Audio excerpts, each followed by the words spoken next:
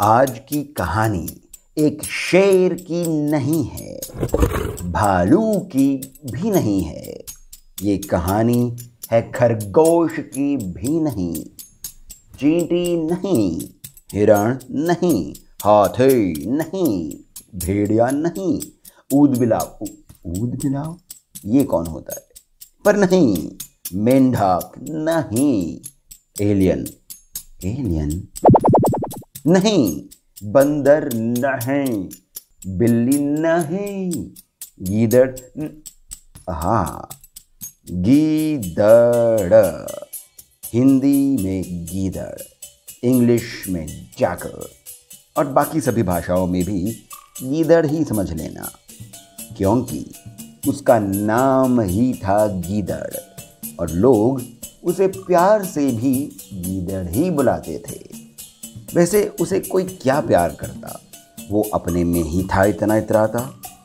हाँ, वैसे कुछ लोग उसे ढोल बुलाते थे, ढोल, क्योंकि वो खुद ही अपनी तारीफ का बाजा बजाता था। खुद को समझता था वो समझदार। खुद को समझता था वो समझदार। एक दिन उसके ढीले हो गए तार।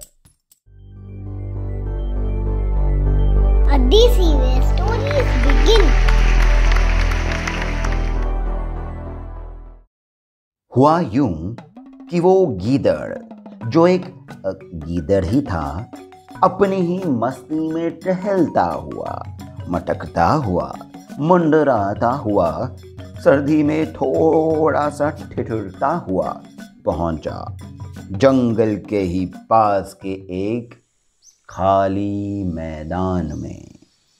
खाली मैदान तो उस मैदान का नाम था, पर वो मैदान खाली नहीं था। वहां कुछ ही समय पहले एक भयंकर युद्ध हुआ था।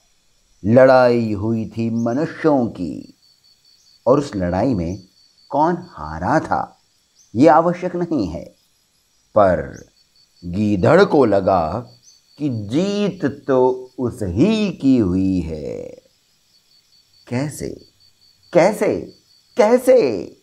वो ऐसे कि युद्ध तो हो चुका था, जो बच गए थे वो तो वापस चले गए थे, पर जो वहां थे वो मर चुके थे। धरती पर उनकी लाशें गिरी हुई थीं और उन मृत यानी मरे हुए शरीरों पर उस गीदड़ की आंखें टिकी हुई थीं।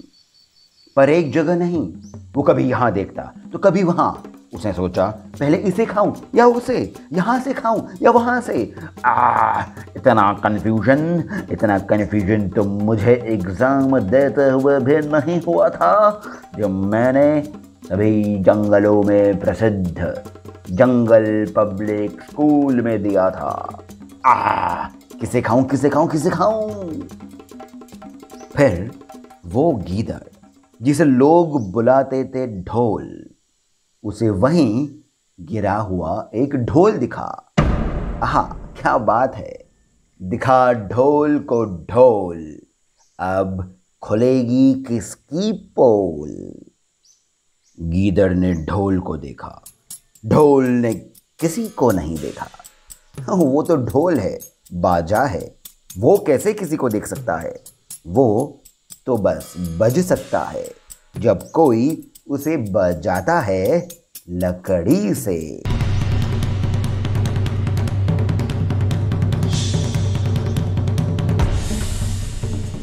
पर गीदड़ ने जब उसे देखा, उसे वो ढोल गोल मोल सा, हट्टा कट्टा सा दिखा। गीदड़ को लगा मनुष्य का कोई गोल मोलू सा पालतू जानवर गिरा पड़ा है। वो खुश हुआ, एक कान से दूसरे कान तक उसके होंठ पहुंच गए। इतना खुश हुआ, उसकी जीभ लपलपा रही थी। गीदड़ के पेट में चूहे दौड़ने लगे, इतनी भूख लग गई उसे। पर वो जैसे ही ढोल की ओर बढ़ा, हवा का एक झोंका आया और उस धरती पर ही उग रहे एक सूखे से पौधे की टहनी उस ढोल पर पड़ी। ढोल बज उठा। गीदड़ से हर गया। ओए मां, उसके मुंह से निकल पड़ा, ये जानवर तो जीवित है, दर्द से पीड़ित है। फिर क्या था, गीदड़ उल्टे पांव भागा, पूंछ टांगों में दबा के भागा, कान उठा के भागा, नानी को याद करके भागा। वो गीदड़ जो खुद को मानता था समझदार, इस तरह ढीले हो गए थे उसके तार। अब आगे क्या हुआ? उस आवाज से, ढोल के बजने से गीदड़ डर गया और एक पेड़ के पीछे जाकर छिप गया। ढोल का एक तो शरीर बड़ा, ऊपर से आवाज कड़क, गीदड़ का दिल जोर से गया धड़क।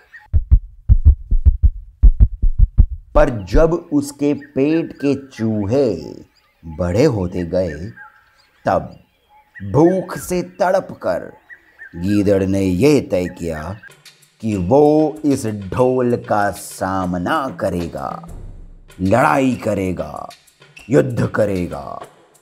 उसने तय किया कि अब या तो वो ढोल रहेगा या फिर ये ढोल। मतलब या तो वो ढोल या फिर ये गीदड़। डरते डरते गीदड़ ने एक कदम आगे रखा, फिर दूसरा, पग पग आगे रख।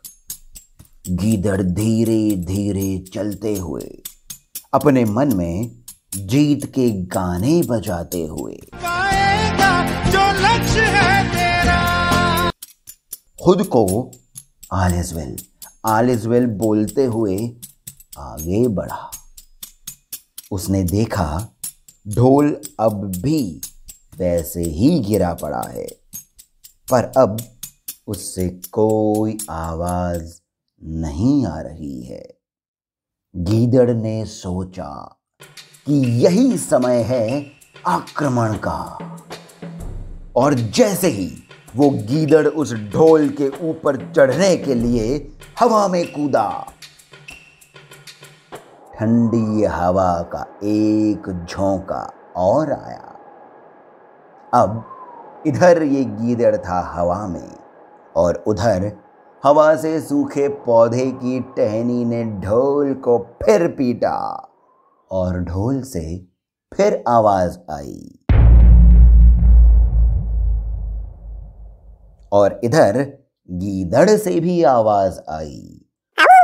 उई मां, फंस गया, ये ढोल तो उठ गया। पर अब तो देर हो चुकी थी। गीदड़ ने छलांग लगा ली थी।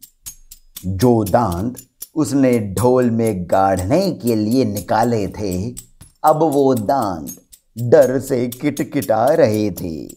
और फिर आवाज आई। गीदड़ गिरा ढोल पर, ढोल गया फट, और फिर गीदड़ गया ढोल में घुस। सारी उसकी समझदारी हो गई फुस। इतना डर कर, इतना सोचकर, ढोल में घुसकर फिर गीदड़ को समझ आया कि ये खाने का नहीं था कोई सामान। मनुष्य लेता होगा इससे कोई अपना काम। खिसियाकर, झल्लाकर, पछताकर वो गीदड़ उस ढोल से किसी तरह बाहर आया। इधर उधर देखा कि कहीं उसकी मूर्खता किसी ने देख ना ली हो, पर देख ली थी। इधर नहीं उधर दो खरगोशों ने, जो दूर से खड़े होकर बहुत देर से एक पेड़ के पीछे से गीदड़ की सारी मूर्खता देख रहे थे और पेट पकड़ पकड़ कर हंस रहे थे। गीदड़ ने उन्हें देख डराने के लिए अपने दांत दिखाए तो अब तो वो खरगोश धरती पर गिर लोटपोट होकर हंसने लगे।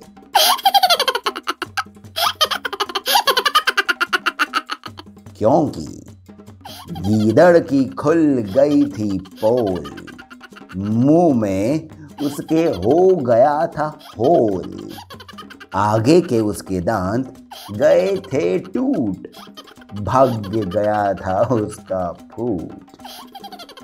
गीदड़ वहां से फिर ऐसा भागा कि पूरे जंगल में एक कहावत बन गई, जो एक सीख भी है कि यदि किसी के शब्दों से ही डर जाओगे तो उस गीदड़ की तरह जीवन बिताओगे।